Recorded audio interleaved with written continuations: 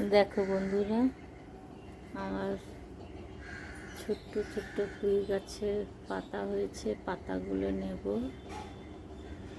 পাতাগুলো খুব সুন্দর হয়েছে দেখতে। পাতাগুলো বেশি দিন হয়ে গেলে শুকনো হয়ে পড়ে যাবে, ওই জন্য এটাকে আমি তুলে নেব। কত বড় বড় হয়েছে পাতা, তুলে নেব। আর সজনা গাছ হয়েছে, সজনা গাছের কটা ডাল নেব, পাতা।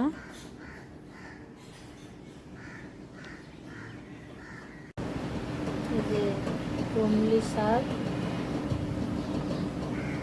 আর এই যে পুঁই গাছের পাতা, সজনা গাছের ডাল, এগুলো কেটে কুচি কুচি করে নেব।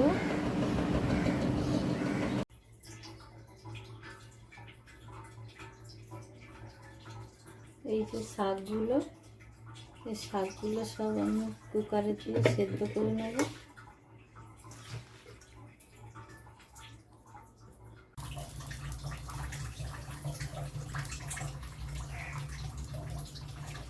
দেখো বন্ধুরা, এই শাকটাকে সেদ্ধ করে নিয়েছি। শাকটা সেদ্ধ করে একটু মিক্স করে নিয়েছি যাতে একটু নরম নরম হয়। তেল দিলাম,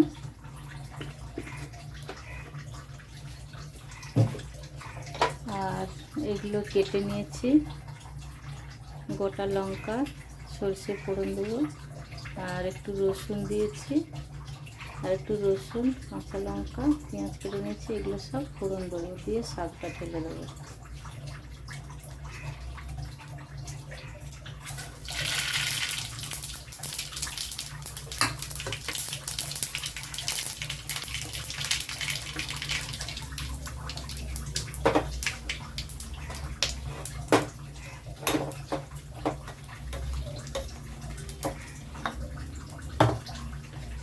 এটা হয়ে গেছে, পেঁয়াজটা দিয়ে দেবো, রসুন এগুলো সবই দিয়ে দেবো।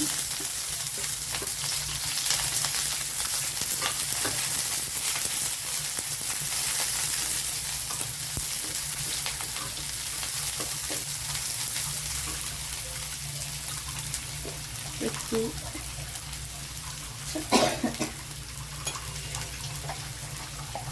নুন দেবো, শাকের মধ্যে নুন দিইনি, এই জন্য এর মধ্যে দেবো।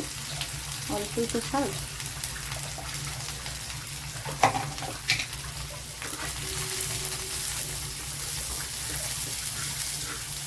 শাক সবাই ভাজে, এক এক দিন এক এক রকম পদ্ধতিতে। আমি বেশিরভাগই এরকমই করি, শাক করি যাতে মুখে না লাগে। শাকটা একদম নরম হবে, কচু শাকের মতন, একদম কচু শাকের মতন হয়েছে।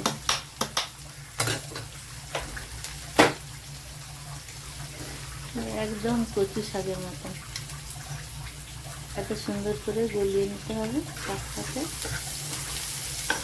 পেঁয়াজটা হয়ে গেছে, শাকটা ঢেলে দেবো।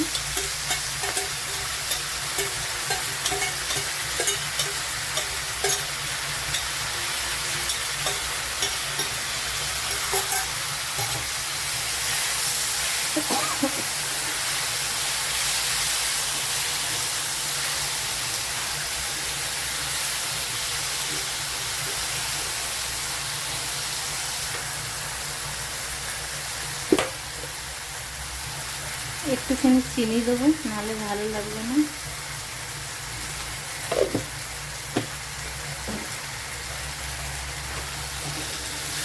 একটু নাড়তে থাকবো, একটু শুকনো শুকনো হলে নামিয়ে নেবো। হলুদ তো অবশ্যই দিতে হবে শাকে, অন্য কিছুতে না দিলেও চলবে, কিন্তু শাকের মধ্যে অবশ্যই হলুদ দিতে হবে।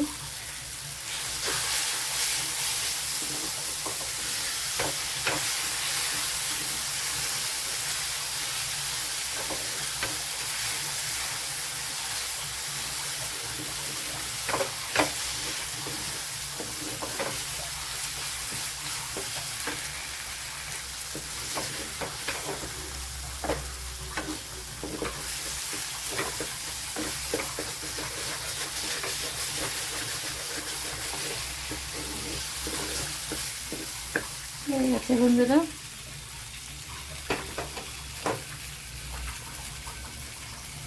শাকটা আমি নামিয়ে নিচ্ছি।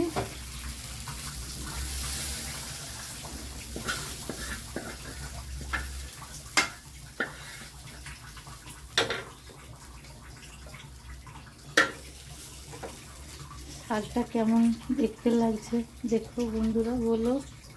ভালো লাগলে কমেন্ট শেয়ার করো।